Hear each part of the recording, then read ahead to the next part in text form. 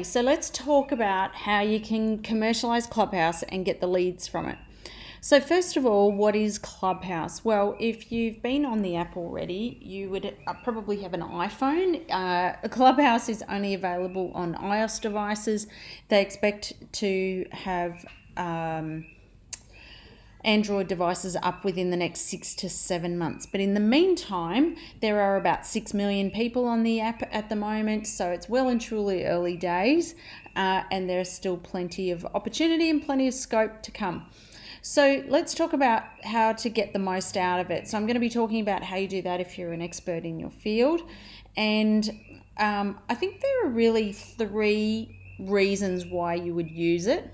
And I'm going to talk about 2 mostly. So the 3 key reasons would be to get leads, to increase your positioning, or to create to use it as part of building a value proposition. So in other words, leads would be to be able to get more clients, positioning would be to get more visibility and become more known, and the other one with the value proposition would be to use it to give more value to your clients. At the moment, in terms of, unless you know every client has an iPhone, probably best not to put it in a value proposition right now, but maybe in 6 to 7 months could be considered as something that's worth considering, because you can create private rooms where you're having conversations. So you could go on every Friday, bring your group together, we all have a chat, and you could kind of do it that way. But for the purpose of today, the question I'm being asked most is how to commercialize it and how to get leads from it. So let's talk about leads, and then we'll talk about positioning. So if your goal, first of all, you've got to get really clear about what your goal is, and to think about in terms of it in the context of how you gain leads everywhere else in your business or in your practice. As you would know, we do the expert to influencer methodology, which are the 12 specific skills to help you get leads. So I always encourage people to really make sure you're looking after the customers you've already got before you start tackling new platforms, because it could be likely that you actually don't need any more clients. You just need to look after the ones you've got. But in this case today, I'm going to assume that you need more clients. So let's go to leads. So the first thing with leads, as with other platforms like LinkedIn especially, is I'm a big fan of making sure your profile is written. So it amazes me how many profiles I look at on Clubhouse who are people trying to build their businesses and build their practices. They're in groups, I'm looking at their profiles, and they have 1 or 2 lines on their profile. So your profile is search engine optimized from what I can see. If someone is looking for somebody like you, if they're searching for a leadership expert in a particular location or a resilience expert in Sydney or whatever the keywords are, the profiles are turning up in the search results. So just make sure your profile is written properly, and I would also encourage you to test it. So make sure it has keywords in it, test it, so see which other profiles are turning up with the same search results. And then also make sure it has the links to the platforms that it recommends, which is Twitter and Instagram.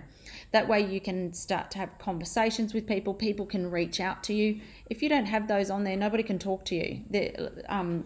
Clubhouse does not have a messaging system, so you are not contactable, and people have to go and find you they have to Google you, and that all takes time, and people are lazy. So make sure your profile is filled out fully, properly. If you're not sure what to do, you're welcome to go and have a look at my profile and get a sense of how to build it from there. So once you've got your profile built, the next step is to work out, well, where are your ideal clients? So one of the first things you can do is search for your ideal client. So let's say, for example, if there's a lot of entrepreneurs on there at the moment, more than say business to business type people.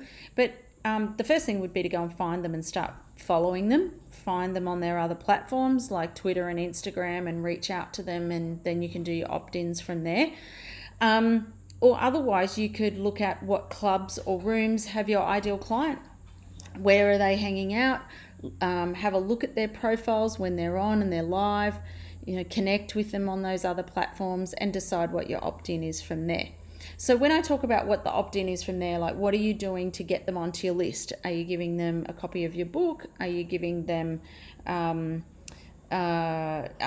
a questionnaire to fill out? What value are you giving them? And when you're reaching out to them saying, hey, look, I noticed that we were on Clubhouse today and I really liked this question that you asked, or I thought this was really valuable.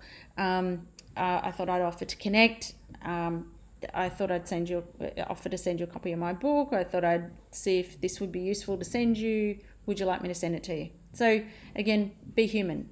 You can't really automate a lot of this stuff. If you've got a virtual assistant or a VA, what you could do is get them to follow your ideal clients or find ideal clients on there, go over to the platforms where they are, Twitter and Instagram, and then start the opt-in process from there.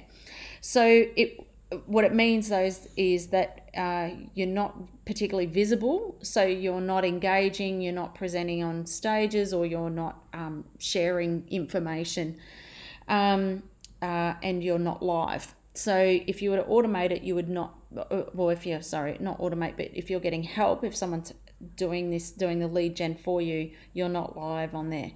Otherwise, if you are live on there, then you're in the rooms where the conversations are happening, where you're perhaps on a panel, or you're asking questions. So you're trying to be visible in front of as many people as possible. So the question is, where are the rooms or the clubs where your ideal client hangs out? So to go and find those. Then you would, when you join the panel, you're asking a question, going through the profiles, who are the people already in there. And the other way that you could also do this is collaborate with another expert who has, equal or similar list to you, similar database size, possibly.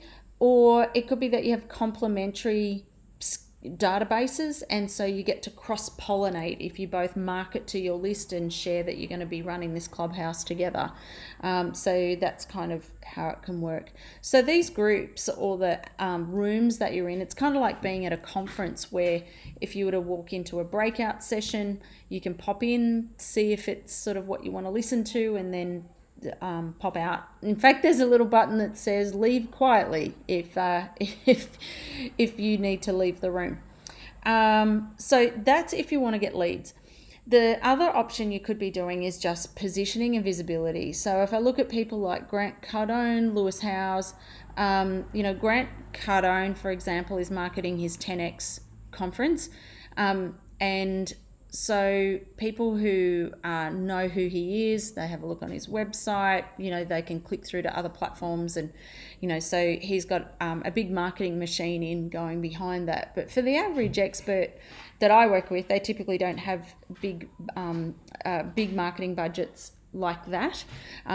So in this case, what you can do is think about creating your own club and room. So there's a message talking about what your positioning is, and you could invite your existing clients to, or some of those people who come and work with you. You've also got the people who would be on there following you, so that way you're sort of reinforcing the message of this is what I'm about and this is what I'm talking about. And so for example, Brian Fanzo on there, he's been on there, he's a social media expert.